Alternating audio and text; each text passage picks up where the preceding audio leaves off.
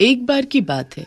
एक गांव में रवि नाम का आदमी रहता था। रवि सब्जी लगाने का काम करता था, लेकिन बहुत मेहनत करने के बाद भी वो अच्छा नहीं कमा पाता था, जिसकी वजह से वो बहुत परेशान था। एक दिन रवि काम से लौटता है। घर पर उसकी पत्नी गंगू उसका इंतजार कर रही थी। आज तो बहुत देर हो गई जी, कहाँ रह गए थे? क्या हुआ? तुम्हें क्या लगता है मैं फालतू में घूमता रहता हूँ? अरे काम पर गया था, लेट हो गया। जब देखो जासूसी करती रहती हो मेरी। रवि की बात सुनकर गंगू कहती है, अरे आप तो फिजूल में गुस्सा कर रहे हैं, मैं तो बस आपकी चिंता कर रही थी। तभी रवि के बच्चे पिंकी और राहुल वहाँ आ जाते हैं और रवि से बोलते हैं, पापा कल हमारा स्कूल पिकनिक पर ले जा रहा है, मैं भी जाऊँ क्या? कहीं नहीं जाना है पिंकी, चुपचाप घर पर बैठो और पढ़ाई करो। वैसे भी हमारे पास पैसे नहीं हैं। पापा आपके पास तो कभी पैसे नहीं रहते। एक छोटी सी फरमाइश की है हमने, आप वो भी पूरा नहीं कर सकते? राहुल की बात सुनकर रवि को गुस्सा आ जाता है और वो रवि को जोर से थप्पड़ मार देता है। ये देख गंगू भी गुस्से में आ जाती है और रवि को धक्का देते हुए बोलती है, तुम्हें जरा सी भी अकल नहीं है क्या? अगर तुम अच्छा नहीं कमा पाते हो तो इसमें इन बच्चों की क्या गलती है? अगर दोबारा मेरे बच्चों पर हाथ उठाए ना तो मुझसे बुरा कोई नहीं होगा। गंगू की बात सुनते ही रवि आग बबूला हो जाता है। मुझसे जुबान लड़ाती है, अभी मजा चखाता हूँ। लेकिन रवि गुस्से में गंगू को कुछ ज्यादा ही मार देता है, जिसकी वजह से गंगू बेहोश हो जाती है और मर जाती है। ये देख राहुल बोलता है, बस करें पापा, मम्मी बेहोश हो गई है। हम आगे से आपसे कुछ नहीं मांगेंगे, आप मम्मी को छोड़ दो। राहुल और पिंकी की बात सुनकर रवि रुक जाता है और नीचे गिरी गंगू के पास जाता है और उसे देखता है, लेकिन गंगू मर चुकी होती है। ये देख रवि डर जाता है। ये गंगू तो मर गई, मैं क्या करूं? पुलिस मुझे नहीं छोड़ेगी, मैं क्या करूं? अपनी मरी हुई माँ को देखकर राहुल और पिंकी गुस्से में आ जाते हैं। पिताजी आपने ये सही नहीं किया, आपने माँ की जान ले ली। हम अभी पुलिस को बुलाकर आपको पकड़वाते हैं। राहुल की बात सुनकर रवि और भी ज्यादा घबरा जाता है और वहाँ से भाग जाता है। राहुल और पिंकी अपनी माँ गंगू के पास खड़े रोते रहते हैं। गांव वालों को राहुल और पिंकी कुछ नहीं बताते और गांव वाले गंगू का अंतिम संस्कार कर देते हैं। लेकिन रात में, राहुल भैया मुझे अकेले घर में बहुत डर लग रहा है और भूख भी लगी है। पिंकी की बात सुनकर राहुल बोलता है, पिंकी डरने की क्या बात है, मैं हूँ ना, मेरे रहते तुम्हें चिंता करने की कोई जरूरत नहीं है। तुम रुको, मैं आता हूँ। राहुल खाने की तलाश में घर से बाहर निकल जाता है, लेकिन उसे कुछ भी नहीं मिलता और वो खाली हाथ वापस आ जाता है। लगता है पिंकी हमें आज खाली पेट ही सोना पड़ेगा। मुझे बाहर कुछ भी नहीं मिला और घर पर भी कुछ नहीं है। राहुल की बात सुनकर पिंकी बोलती है, तुम चिंता मत करो भैया, मुझे अब भूख नहीं लगी है। फिर राहुल और पिंकी सिर्फ पानी पीकर सो जाते हैं। रात में घर पर जोरों से दस्तक होती है। राहुल और पिंकी नींद से उठ जाते हैं। फिर राहुल जाकर दरवाजा खोलता है। दरवाजे पर गंगू की आत्मा खड़ी होती है। गंगू की आत्मा को देख राहुल खुश हो जाता है। गंगू की आत्मा घर के अंदर आ जाती है। पिंकी भी अपनी माँ की आत्मा को देखकर खुश हो जाती है और गंगू की आत्मा से लिपट जाती है। गंगू की आत्मा भी अपने बच्चों को देखकर रोने लगती है और बोलती है, सही कहा मेरे बच्चों, मैं तुम्हें छोड़कर कहीं नहीं जा पाई और देखो भगवान ने भी मुझे वापस भेज दिया है तुम्हारे पास। फिर गंगू अपने पास से राहुल और पिंकी को रोटी देती है। दोनों भरपेट खाते हैं और सो जाते हैं। अगली सुबह गंगू राहुल और पिंकी को लेकर दूसरे गांव में चली जाती है और रूप बदलकर अंडे की रेड़ी लगाने लगती है। मैं उस गांव से तो बाहर आ गई हूँ भगवान, ताकि मुझे कोई पहचान ना सके। हे भगवान मेरी मदद करना, ताकि मैं अपने बच्चों को अच्छे से रख पाऊँ। फिर गंगू रोज अंडे की रेड़ी लगाती और अंडे और ऑमलेट बना बना कर बेचती। उसके ऑमलेट और अंडे बहुत ही ज्यादा स्वादिष्ट होते, जिसकी वजह से दूर दूर से लोग उसके पास आने लगे। गंगू बहन, तुम जो ऑमलेट बनाती हो बहुत ही स्वादिष्ट होता है। मैंने उतना बढ़िया ऑमलेट कभी नहीं खाया। गांव वाले की बात सुनकर गंगू की आत्मा बोलती है, सही में भैया, लेकिन मेरे पति को तो मेरे हाथ का खाना पसंद नहीं है। अच्छा बहन, माफ करना, आपके पति को फिर कुछ नहीं आता जाता, उसे नहीं पता स्वाद का। हाँ। जैसे जैसे समय बीतने लगा गंगू की कमाई बढ़ने लगी और राहुल और पिंकी भी खूब खुश रहने लगे। लेकिन शायद उनकी किस्मत में ज्यादा दिन खुश होना नहीं लिखा था। गंगू से जलने वाले भी बहुत हो गए थे। एक दिन राणा नाम का दूसरा रेडी वाला अपने दोस्त काला से बोलता है, जब से ये गंगू यहाँ रेडी लगाने लगी है तब से हमारी बिक्री बंद हो गई है। पता नहीं मनहूस औरत लोगों पर क्या जादू करती है। मन तो करता है इसका गला दबा दूं। सही कह रहे हो भैया, चाहता तो मैं भी यही हूँ। जब से आई है हमारी तो कमाई ही बंद करवा दी। फिर काला और राणा गंगू को मारने का प्लान बनाते हैं और एक आदमी को गंगू को मारने के लिए बुलाते हैं। वो आदमी कोई और नहीं बल्कि रवि होता है, जो कि एक गुंडा बन चुका होता है। तुम दोनों चिंता मत करो, उस अंडे वाली की मैं भुर्जी बना दूंगा, भुर्जी। बस तुम दोनों बताओ कि वो कहाँ मिलेगी। फिर रवि काला और राणा की बताई जगह पर गंगू की रेड़ी के पास पहुंच जाता है और गंगू को पीछे खड़े होकर बोलता है, ए औरत, तूने मेरे दोस्तों का काम चौपट कर रखा है। आज तेरा आखिरी दिन है। आज के बाद तू कोई भी रेडी नहीं लगा पाएगी। रवि की बात सुनकर गंगू की आत्मा पलटती है।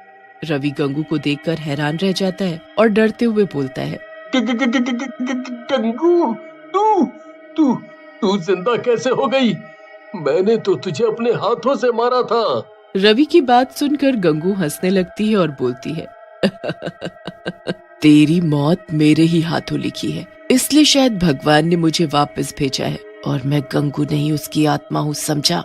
तभी गंगू अपने डरावने चुड़ैल के रूप में आ जाती है और रवि को गर्दन से पकड़कर उठा लेती है। रवि दर्द और दम घुटने की वजह से तड़पने लगता है।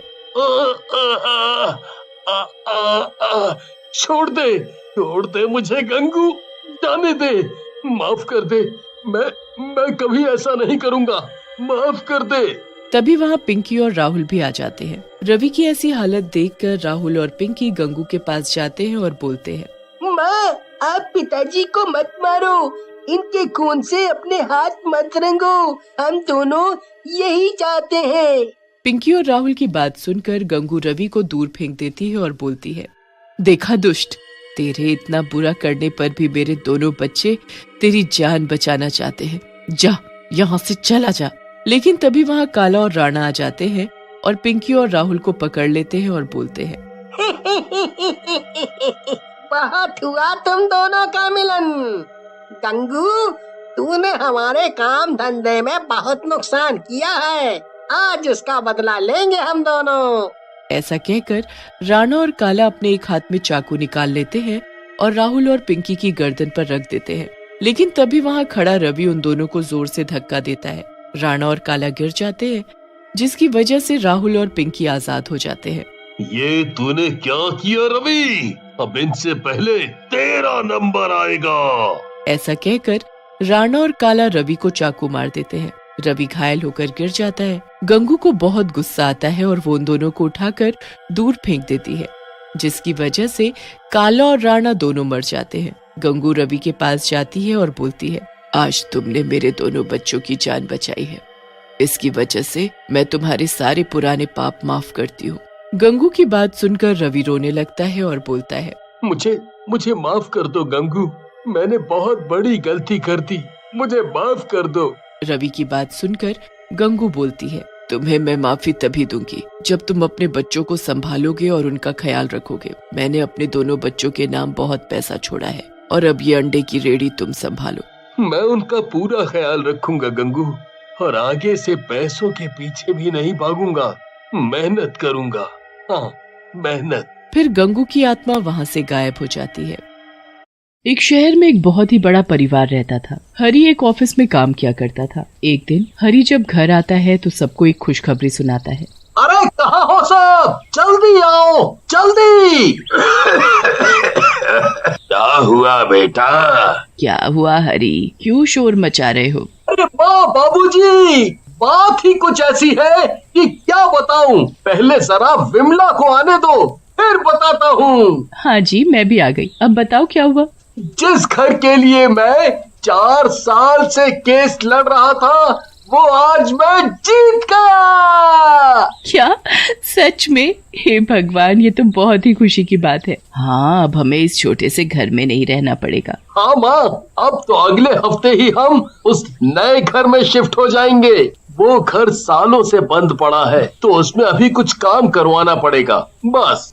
कोई नहीं जी, इतने साल इंतजार किया है तो कुछ दिन और सही। हरी अपने उस घर की मरम्मत करवाने लगता है। वो घर काफी बड़ा होता है और उसमें बहुत सारे कमरे और एक सुंदर सा बगीचा भी होता है। हरी तो बस दिन गिन रहा होता है कि कब वो अपने परिवार के साथ उस घर में शिफ्ट होगा। उस घर को ठीक करने के लिए हरी ने कुछ लोगों को काम पर लगा रखा होता है। एक दिन जब उस घर में काम चल रहा होता है तो हरी को अपने पीछे एक परछाई महसूस होती है। वो जल्दी से पीछे मुड़कर देखता है तो वहाँ कोई भी नहीं होता। अभी तो यहाँ कोई न कोई था, शायद मेरा वहम होगा, क्या पता कोई मजदूर हो। ऐसा हरी के साथ 2-3 बार होता है पर कभी उसे कोई दिखाई नहीं देता। घर की मरम्मत का काम भी खत्म हो जाता है और पूरा हफ्ता कैसे बीत जाता है पता भी नहीं लगता। हरी और उसका पूरा परिवार फिर उस नए घर में रहने के लिए आ जाते हैं। सब इतना बड़ा घर देखकर बड़े ही खुश होते हैं, पर बच्चे सबसे ज्यादा खुश होते हैं क्योंकि उन्हें खेलने के लिए काफी बड़ी छत और बगीचा जो मिल गया होता है। ये घर सच में बड़ा ही सुंदर है, पर इतने बड़े घर में मुझे एक काम वाली तो चाहिए ही होगी। हाँ, मैंने पहले ही एक काम वाली से बात कर ली है, वो शाम से काम पर आ जाएगी, तुम चिंता मत करो। ठीक है। शाम को शांति नाम की एक काम वाली आती है जिसे बिमला काम पर रख लेती है। बिमला को शांति के आने से काफी आराम मिलता है। एक दिन जब बिमला बगीचे की साफ सफाई कर रही होती है तभी वहाँ एक आदमी आता है। वो आदमी दिखने में कुछ अजीब ही होता है। आप कौन और क्या काम है? जी मैम साहब, मैं शांति का पति हूँ। वो शांति ने बताया था कि आपको एक धोबी की भी जरूरत है तो इसीलिए मैं आ गया। हाँ, धोबी की तो बहुत ही जरूरत थी। काफी कपड़े हो गए, ऊपर से पर्दे, चादर और जाने क्या क्या। मेरे तो बिल्कुल बस का नहीं है जो मैं इतने कपड़े धो पाऊँ। आपको चिंता करने की जरूरत नहीं है, मैं सब कपड़ा फटाफट धो दूंगा, आप बस मुझे कपड़े लाकर दे दो। ठीक है, मैं अभी लेकर आई। बिमला अंदर से कपड़े लाती है और उन सब कपड़ों की एक गठरी बनाकर उस धोबी को देने लगती है। देखो, कपड़े बिल्कुल अच्छे से चमकने चाहिए। मेरे पति को गंदे कपड़े जरा भी पसंद नहीं है। अरे मेम साहब, आप परेशान ना हो, मैं बहुत अच्छे से कपड़े धोऊंगा। हाँ। बिमला अब जाकर चैन की सांस लेती है। उसे शांति और धोबी की वजह से बड़ा ही आराम मिलता है। शांति अपनी सफाई में लग जाती है और धोबी भी कपड़े लेकर वहाँ से चला जाता है। बिमला आराम से बगीचे में जाती है क्योंकि उसे तो घर का कोई काम करना ही नहीं पड़ता। कुछ देर बाद धोबी वापस आ जाता है। बिमला दोबारा उस धोबी को आते देख हैरान होती है। हे भगवान, ऐसा ना हो कि कपड़े धोने को मना कर दे। ये लीजिए मैम साहब, आपके कपड़े। अरे भैया, क्या बात हो गई? आपको पैसे कम लग रहे हैं तो मैं कुछ पैसे भी दे सकती हूँ, पर आप ऐसे कपड़े धोने से मना मत करना। आप ये कैसी बात कर रही हो मेम साहब, मैं तो कपड़े धोकर ही लेकर आया हूँ। कपड़े धोकर भी ले आए? पर तुम अभी तो कपड़े लेकर गए थे, तो इतनी जल्दी कैसे कपड़े धुलकर सूख भी गए? अरे मेम साहब, मैं बहुत ही फटाफट काम करता हूँ, यही तो खूबी है मेरी। चलो अच्छी बात है, मैं तुम्हारा हिसाब महीने के आखिर में किया करूँगी। बाकी तुम कपड़े लेने हर 2 दिन बाद आ जाया करना। कभी अगर कपड़े नहीं हुए तो मैं शांति को बता ही दूंगी। नहीं नहीं मैम साहब, उसको नहीं बताना, मैं खुद ही आ जाया करूँगा। कपड़े हुए तो ठीक और नहीं भी हुए तो भी ठीक। अब तो हर 2 दिन बाद वो धोबी कपड़े लेने आया करता, पर वो कुछ ही देर में कपड़े धोकर वापस भी ले आता था। बिमला को ये बात बड़ी अजीब लगने लगी थी। गर्मियों हो या ठंड, पर कोई भी कैसे इतनी जल्दी कपड़े धोकर और उन्हें सुखाकर वापस ला सकता है। एक दिन इस बारे में शांति को बोल ही देती है। शांति, तुम्हारा पति बड़ी जल्दी ही काम नहीं कर देता? मेरा पति? आप मेरे पति को कैसे जानती हो? कैसी बातें कर रही हो शांति, तुम्हें तो पता ही है कि वो हमारे कपड़े धोता है। मेरे पति कपड़े धोता है? ये आप क्या बोल रही हो मालकिन? मेरा पति तो दूध बेचता है, वो कब से कपड़े धोने? अरे पर तुमने ही तो उसे यहाँ भेजा था। आप ये सब क्या बोल रही हो मेम साहब? मैं उसे क्यों यहाँ भेजूंगी? वो दूध बेचता है और सुबह से शाम तक शहर से बाहर रहता है। उसे तो आपके घर का रास्ता भी नहीं पता, तो वो यहाँ कैसे आ सकता है? वो तुम्हारा पति नहीं है तो आखिर ऐसे झूठ बोलकर कौन हमारे घर आ रहा है? मुझे इसका पता लगाना ही होगा। एक तो मुझे पहले से ही अजीब लग रहा था क्योंकि कोई भी 10 मिनट में ढेर कपड़े धोकर और उन्हें सुखाकर कैसे ला सकता है? 10 मिनट में? क्या बात कर रही हो मेम साहब? मुझे तो जरूर ये राजू ही लग रहा है। राजू? ये राजू कौन है? वो एक धोबी था मेम साहब। एक दिन जब वो नदी के पास बैठकर कपड़े धो रहा था तो अचानक जाने कहां से वहां एक मगरमच्छ आ गया और उसे खा गया। उसके मरने के बाद भी बहुत बार लोगों ने उसी जगह किसी को कपड़े धोते देखा है, जबकि वहां तो कोई धोबी नहीं जाता। मुझे तो तुम्हारी ये बात सुनकर बहुत ही डर लग रहा है। अगर वो कोई भूत है तो अब मैं क्या करूंगी? आप घबराओ मत मेम साहब। एक काम करो, आज या कल जब भी वो धोबी कपड़े लेने आएगा तो बिल्कुल वैसे ही रहना जैसे आपको कुछ पता ही नहीं है। उसके बाद आप और मैं उसका पीछा करके देखेंगे कि आखिर में वो सच में भूत है भी या नहीं। हाँ, ये सही तरीका है। पर तुम मेरे आसपास ही रहना क्योंकि मुझे बहुत ही डर लग रहा है। आप चिंता मत करो मेम साहब, मैं आपके आसपास ही रहूंगी। अगले दिन जब शांति और बिमला दोनों रसोई में काम कर रहे होते हैं तभी कोई बेल बजाता है। बिमला और शांति दोनों चौंक जाते हैं। लगता है वही धोबी आया है। इस वक्त वही आता है। आप डरो मत और जाकर दरवाजा खोलो। बिमला और डरते डरते बाहर जाकर दरवाजा खोलती है तो सच में वही धोबी बाहर खड़ा होता है। बिमला के तो होश ही उड़ जाते हैं। वो डरते डरते उससे पूछती है, तुम आ गए? हाँ मेम साहब, अब जल्दी से मुझे कपड़े ला कर दे दो। बिमला जल्दी से अंदर जाती है और ढेर सारे कपड़े लाकर धोबी को दे देती है। उसके बाद धोबी वहाँ से चला जाता है। धोबी के निकलते ही बिमला शांति के पास जाती है और फिर दोनों मिलकर उस धोबी का पीछा करती हैं। धोबी कुछ ही दूरी पर जाकर एक भूत में बदल जाता है। हे भगवान, ये तो सच में भूत ही है। मैंने आपसे कहा था ना मेम साहब कि मुझे वो राजू का भूत ही लग रहा है। देखो मेरी बात सच हो गई। हाँ शांति, ये तो सच में भूत निकला। मुझे तो कभी शक ही नहीं हुआ था। खैर अब हम क्या करें? ये भूत मेरे ही घर क्यों आता है और चाहता क्या है? वो तो हमें इसके पीछे पीछे जाना पड़ेगा, तभी शायद कुछ पता चले। शांति और बिमला दोनों भूत का पीछा करती हुई नदी तक पहुंच जाती है। वहाँ भूत सारे कपड़े लेकर एक किनारे बैठ जाता है और फिर उनको पटक पटक कर धोने लगता है। शांति और बिमला दोनों एक पेड़ के पीछे छिपकर ये सब देख रही होती हैं। बस एक दिन और बाकी है। कल अमावस की रात है। कल हरी के कपड़े धोने के बाद रात को मुझे उस आदमी का शरीर मिल जाएगा। फिर मुझे भूत की जिंदगी जीने की कोई जरूरत नहीं है। हे भगवान, ये भूत क्या बोले जा रहा है? ये तो मेरे पति के कपड़ों पर जादू कर रहा है ताकि उनके शरीर पर कब्जा कर सके। मुझे उनको बचाना होगा। आप जल्दी से मेरे साथ चलो। पर कहाँ शांति? मैं किसी को जानती हूँ जो हमें इस मुसीबत से निकाल सकता है। चलो अब जल्दी चलो, हमारे पास वक्त नहीं बचा है। शांति बिमला को एक तांत्रिक के पास लेकर जाती है। वो तांत्रिक को सारी बात बताती है। मैं सब समझ गया हूँ। तुझे डरने की जरा भी जरूरत नहीं है। ये ले भभूत, और आज रात जब तेरा पति अपने गंदे कपड़े उतारेगा तो ये उन कपड़ों में छिड़क देना, और फिर जब वो भूत कल तेरे घर आएगा तो वो कपड़े उसे धोने को दे देना। बिमला बिल्कुल वैसा ही करती है। वो घर जाकर अपने पति के गंदे कपड़ों में भभूत छिड़क देती है और बाकी कपड़ों के साथ एक पोटली में बांध देती है। अगले दिन फिर से वही भूत धोबी के भेष में कपड़े लेने आता है। बिमला उसे वो पोटली पकड़ा देती है। फिर वो धोबी का पीछा करने लगती है। धोबी वो पोटली लेकर वही नदी के किनारे जाता है और रात होने का इंतजार करने लगता है। जैसे ही अंधेरा होता है वो भूत उस पोटली को खोलकर उसमें से हरी के कपड़े निकालकर जादू करना शुरू कर देता है।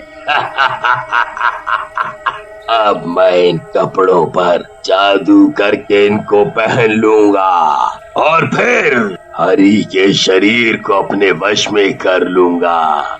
उसके बाद मेरे पास अपना एक शरीर होगा। भूत जादू करने के बाद जैसे ही उन कपड़ों को पहनता है तो कुछ ही देर बाद उसका शरीर आग की तरह जलने लगता है। भूत बुरी तरह चिल्लाने लगता है। ये क्या हो रहा है? ये क्या हो रहा है? मैं जल क्यों रहा हूँ? ये मुझे क्या हो रहा है?